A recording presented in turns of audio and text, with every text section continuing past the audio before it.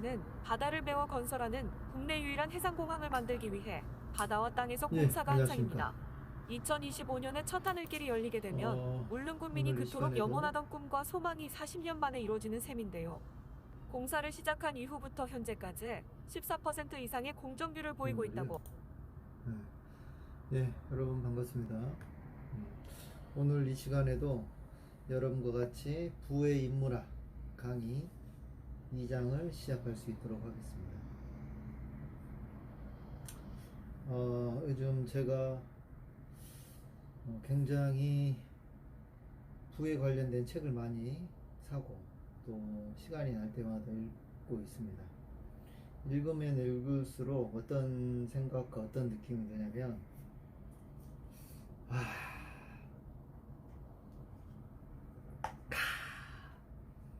이 부자들은 정말 대단하다. 응? 돈을 벌 수밖에 없구나. 그리고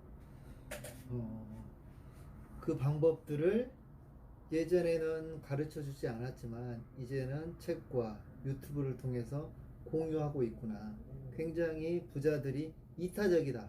이런 생각을 많이 갖게 되었습니다. 왜? 알려주니까요. 돈을 버는 방법들을. 그러면은 그렇게 똑같이 따라하면 돈을 벌 수 있겠다라는 생각을 제가 하게 된 거예요. 그래서 저도 50살에 은퇴를 하기 위해서 열심히 공부를 하고 있습니다. 자, 이번 이 시간에는 두 번째, 부동산 가격이 움직이는 메커니즘에 대해서 한번 같이 알아볼 수 있도록 하겠습니다. 지난 시간에는 노트로 했는데 좀 안 이쁜 것 같아 가지고 이번에는 직접 파워포인트에다가 적었어요. 이번 타이틀에는 어떤 내용들이 있냐. 첫 번째로 보니까 서울과 지방 부동산은 양극화가 될 것이다. 그 다음 슈퍼스타 도시 서울에 투자하라. 어느 동네, 어느 도시, 어느 동네 부동산이 뜰 것인가. 서울에 집을 사야 하는 분명한 이유. 그 다음에 비교 우인론, 지방이 하는 서울에 집을 사라고 한다. 사업가와 월급쟁이보다 땅 주인이 부자가 더 된다. 한몫 잡으려면 땅 한 조각이라도 사더라. 부동산 가격은 수익성에 따라 달라진다. GTX가 생기면 주변 집값 상가는 어떻게 변할까? 정부의 부동산 정책 어디까지 믿어야 하나? 분양가 상한제는 정말 집값을 잡는 효과가 있을까? 총 11가지의 파트가 있는데 이 부분을 여러분과 같이 한번 같이 공부해 볼 수 있도록 하겠습니다. 자, 이렇게 한번 내려볼까요? 좀 더 낫네요. 자, 먼저 서울과 지방 부동산은 양극화될 것이다.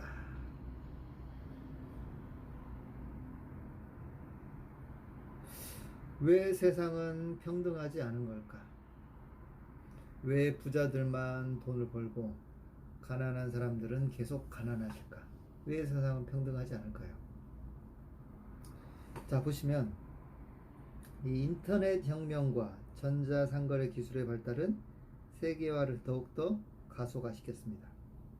그리고 이러한 세계화 때문에 인건비가 비싸고 집값이 비싼 선진국의 도시는 외면을 받고 비용이 싼 후진국의 도시가 각광을 받아서 세상은 시간이 갈수록 점점 평평해질 거라는 게 우리의 상식이 되었습니다. 그런데 과연 그럴까요?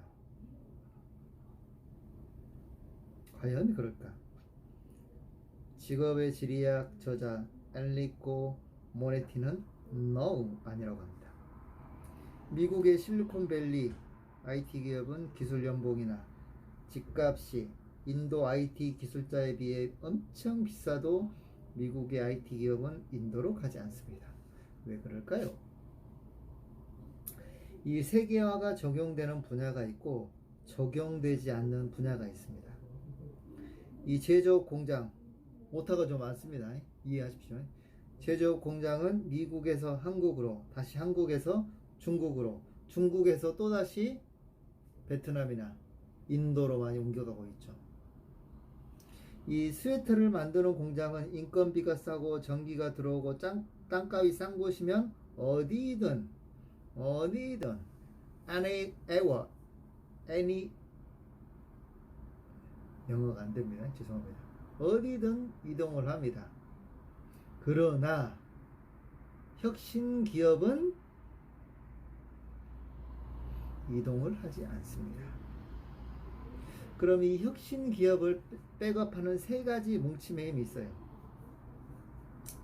이 세 개와에도 불구하고 비용 논리에 따라 옮겨가지 못한 기업이 있는데 그게 바로 뭐다? 혁신 기업입니다. 예를 들면 바이오 산업, 인터넷, 4차 산업, 첨단 기술과 같은 산업이 되겠죠. 이 혁신 산업은 자원보다 아이디어, 특허, 기술 같은 것을 더 중요하게 생각하는 산업입니다.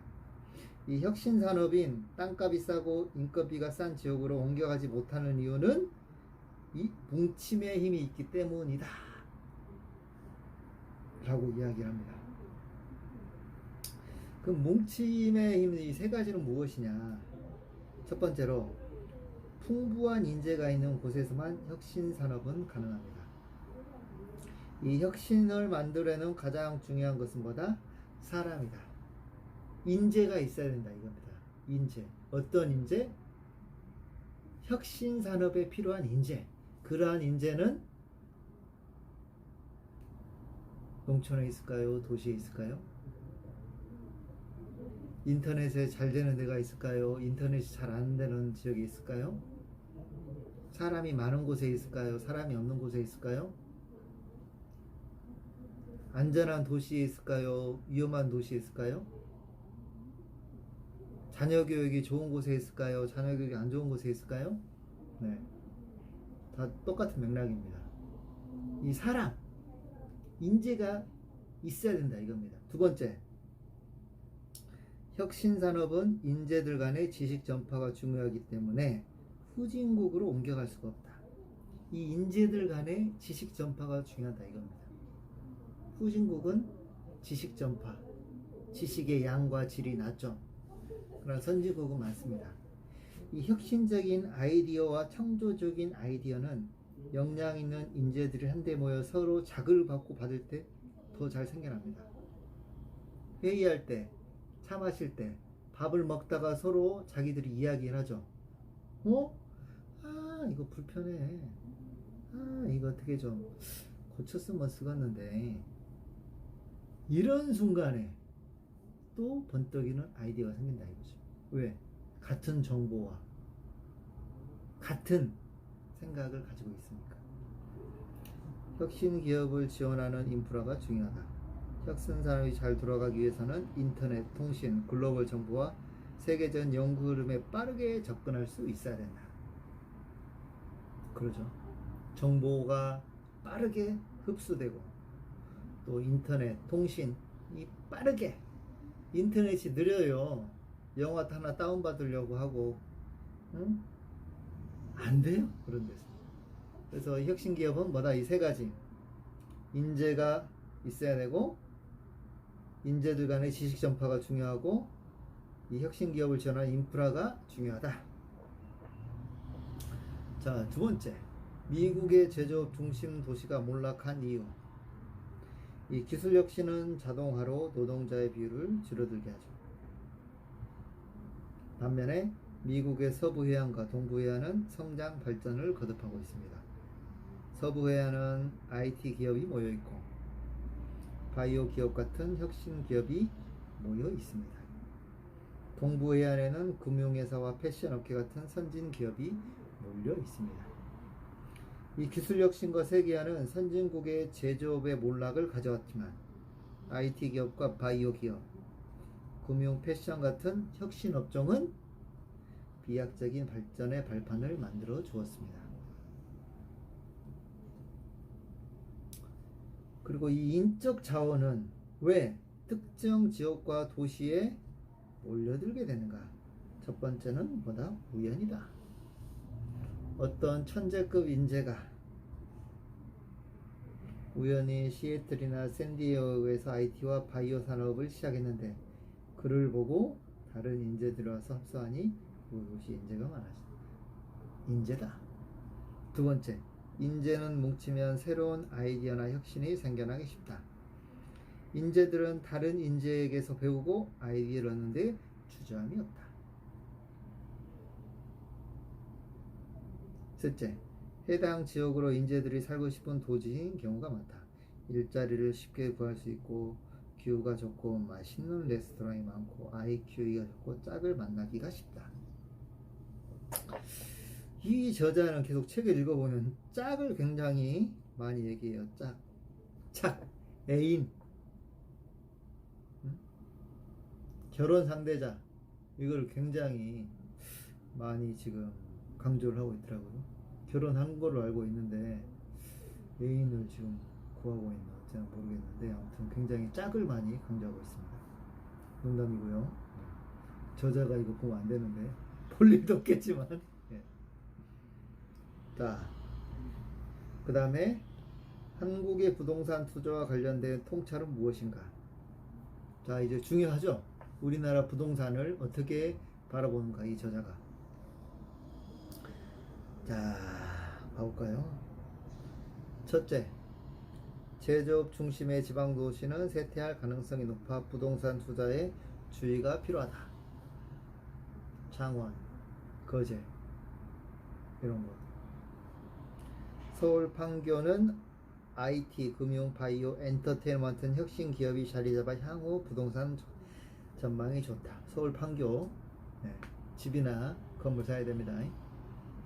정부가 국토 균형 발전을 위해 지방 도시를 활성화하려는 노력은 성공하지 못할 것이다. 뉴 올리언즈의 경우 낙후된 도시 전체를 재건하기 위해 빌딩과 건물에 엄청난 돈을 투자했지만 건설업자들 배만 불리고 실패했고 사람들은 텅 빈 콘크리트 덩어리 남겨진 채 재건에 실패했다. 자, 여러분들, 제 고향이 순창입니다. 순창에 아파트 지었어요. 짓고 있어요. 분양이 다 되었을까요? 안 됐을까요? 당연히 안 됐겠죠. 왜 안 됐을까요? 사람이 없습니다. 사람이 없어요. 인구가 없어요. 이런 말 해서 좀 죄송하지만 아무리 거기에다가 초호화 호텔, 초호화 수영장, 레스토랑을 누가 짓겠습니까? 사람이 없는데. 안 지어요. 왜? 사람이 없으니까. 그만큼 사랑이 중요하다 이겁니다. 사람이 중요해요. 그러면 그 사람들이 어디에 있냐? 서울에 있죠. 지방도시를 활성화시킨다고 정부가 그렇게 투자해도 사람들은 안 가요. 왜? 인프라가 없는데요. 돈이 안 되는데요. 운송비가 많이 드는데요. 여러 가지 지방이 쇠퇴할 수밖에 없는 이유다 이겁니다. 그래서 어디에 투자해라. 뒤에 나오지만 서울. 한국의 부동산 사람들이 기업과 일자리를 찾아 이동한다는 전통적인 생각은 더 이상 맞지 않다. 도시의 성공을 위해서는 기업을 유지하는 것이 아니라 인재를 끌어오는 것이 맞다. 자, 챕터 2. 그래서 슈퍼스타 도시 어디에? 서울에 투자하라. 서울 좀 연구해야 돼요. 자, 슈퍼스타 도시 전성시대 수혜자는 누구인가? 최대 수혜자. 슈퍼스타 도시의 부동산 가격은 시간이 갈수록 다른 도시보다 훨씬 더 급등하게 됩니다. 이 거대한 흐름 속에 가장 큰 이득을 보는 자는 누구인가? 바로 지역의 주택과 땅을 가지고 있는 부자들입니다. 왜 슈퍼스타 도시로 인재와 기업이 집중되는 것일까? 첫째, 기업이 자기의 이익을 찾아 슈퍼스타 도시로 몰립니다.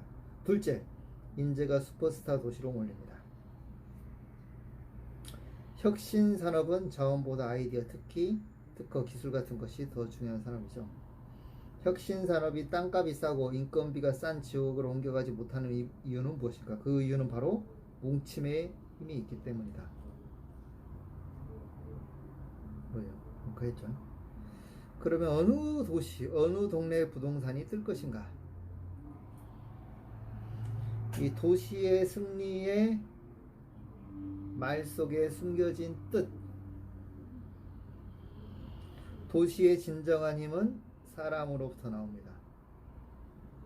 도시의 흥망성쇠 여부는 인재에 달려 있습니다. 도시는 음식 문화, 패션 문화, 엔터테인먼트 그리고 짝을 만날 수 있는 기회가 사람을 즐겁게 만듭니다. 부유하고 교육을 많이 받은 사람일수록 엔터테인먼트와 예술이 발달한 도시를 찾게 되고 도시가 흥하게 되죠. 도시의 성공 요인 중 중요한 두 가지는 자녀 교육과 안전이죠. 좋은 도시는 좋은 학원이 있고 좋은 선생님이 있고 좋은 면학 분위기가 있습니다. 거기에 투자를 하라. 혁신산업은 땅값이 싸고 인건비가 싼 지역을 옮겨가지 못하는 이유는 무엇인가? 그 이유는 아까 했는데 죄송합니다. 자, 서울에 집을 사야 하는 분명한 이유. 어떻게 해야 나라가 잘 살 수 있을까요? 바로 분업이죠. 슈퍼스타 도시만 점점 커져가는 이유는 분업의 이익이 가장 크고 교육 문제가 가장 많은 영향을 미쳤습니다. 일본의 도쿄도 일극화되어 있고 영국 런던만 인구가 커가고 있고 지방 도시는 소멸되고 있습니다. 서울 집중화는 피할 수 없는 시대의 흐름이다. 물려도 서울에서 물려야 시간이 나면 회복할 수 있습니다. 지방에서 물리면 회복이 안 돼요. 정치인의 수도권 억제법은 실패한다. 이유는 지구촌이 글로벌 경제가 되면서 각 나라 도시끼리 경쟁하기 때문입니다.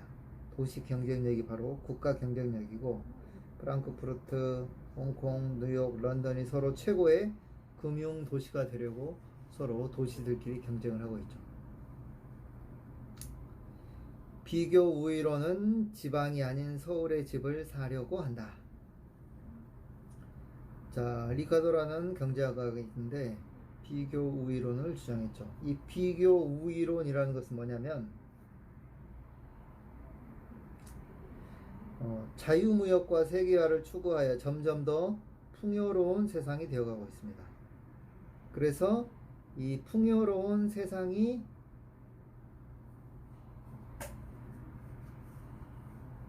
되어갈수록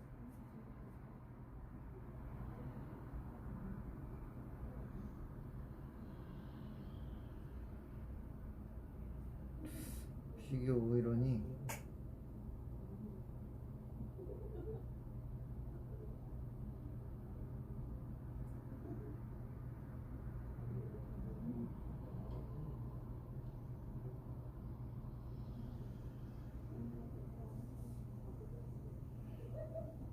자, 이 리카도가 죽은 지 20년이 지나서 식량 수입을 제한하는 곡물법이 폐지되었습니다. 자, 비교 우위론을 따라 부동산 투자를 접목하면 제조업 공장은 후진국으로 옮겨가고 우리나라 제조업 공장도 임금과 싼 땅값, 싼 재료를 찾아 점차 해외로 옮겨가고 있죠. 예. 새로운 공장은 멕시코, 베트남, 인도 등에 들어서고 있습니다. 과거 제조업의 메카였던 거제, 창원도 예전같지 않습니다. 결국 한국에는 본사와 연구소만 남습니다. 그럼 본사와 연구소는 어디에? 서울에 있겠죠. 그 다음 리카도의 두 번째 유산, 노동가치설. 노동가치설은 모든 물건을 가치 있게 만드는 것은 노동이라는 주장입니다. 가격의 대부분이 노동에서 나온단 말이죠. 이 한계 효용학파는 가격이 공급자, 노동자가 아닌 수요자 입장에서 결정된다고 얘기하고 있습니다. 오늘날 노동가치설이 입각해서 때를 쓰는 노조가 많죠. 팔리지도 않은 자동차를 만들어 회사가 적자인데도 임금을 올려달라 때를 쓰는 노조가 있습니다. 왜 그럴까? 결국 자기 입장에서만 주장한 것이 노동가치설이고 상대방 입장에서 생각하는 것이 한계효용 이론입니다. 지금까지 내용을 정리해보면 리카도의 비교 우위론에 따르면 제조업은 외국으로 이전되고 서울은 본사가 낮게 된다. 그래서 서울에 투자하는 것이 유리하겠습니다. 사업가 월급쟁이보다 땅 주인이 더 부자가 된다.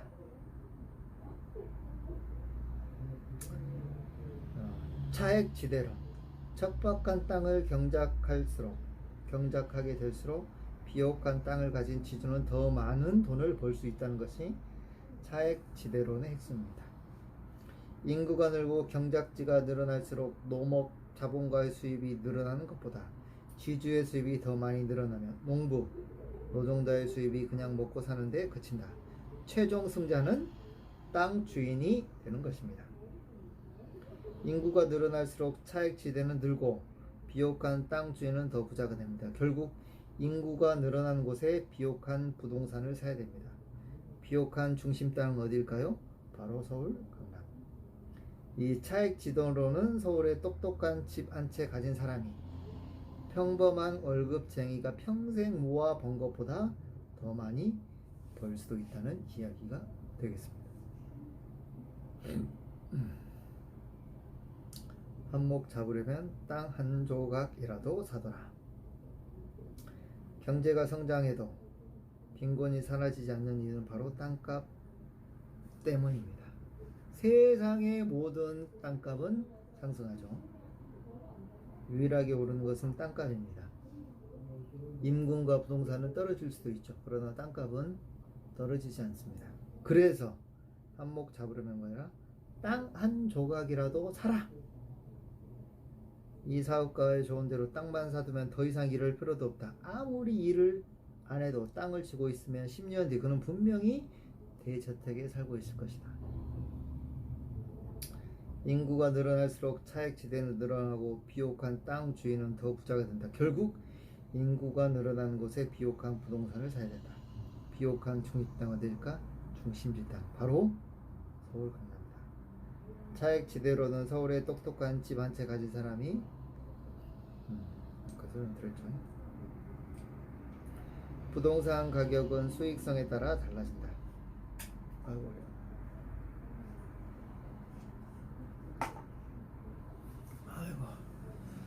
자, 인간의 이기심이 세상을 풍요롭게 만든다. 세상이 풍요로워지는 이유는 이타심이 아니라 이기심 때문이다. 우리가 저녁 식사를 할 수 있는 것은 부족한 주인, 양조자 주인, 제빵업자의 박애정신 때문이 아니라 그들이 돈벌이에 대한 관심 때문이다. 국부론에서든 부동산 투자 힌트 3가지. 지대는 그 땅에서 생산되는 상품의 수요와 가격에 따라 결정된다. 지대는 소득이 늘어날 때, 경제가 성장할 때, 노동 생산성이 올라갈 때 올라간다. 호황일 때 토지 소유자가 노동자보다 돈을 더 많이 번다. GTX가 생기면 주변의 집값과 상관은 어떻게 될까?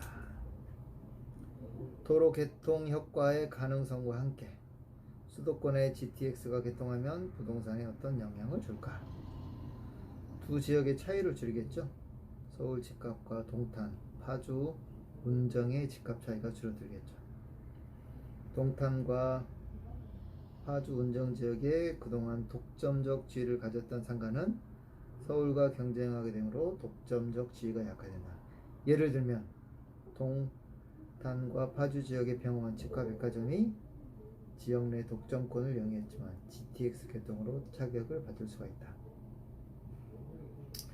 GTX 개통은 도로 개통 효과는 나타나지만 인근 수도권의 집값은 오를 것이고 서울 GTX 근처 상가는 더욱더 잘 될 것이다. 정부의 부동산 정책 어디까지 믿어야 하나? 서울 재개발, 재건축 규제가 경기도민을 죽인다. 정치인을 믿는가? 부동산 정책을 믿는가? 믿지 마라. 서울의 부동산 가격을 안정시키는 방법은 양도소득세 중과 철회, 서울 재개발, 재건축, 규제 폐지, 임대주택 건설 확대이다. 하지만 정부는 3기 신도시를 수도권에 내오게 더 만들어 신규 공급하는 것을 포함하여 기타 택지지구를 시정하고 총 30만 채를 공급한다. 서울에 집이 부족한데 왜 경기도에 집을 짓는가? 분양가 상한제는 정말 집값을 잡는데 효과가 있을까? 네, 마지막이네요. 우유 최고가가 우유가 폭등을 불러일으켰다. 정말 1가구 다주택자 때문에 집값이 오를까요? 왜 다른 나라는 1가구 다주택자를 규제하지 않을까요?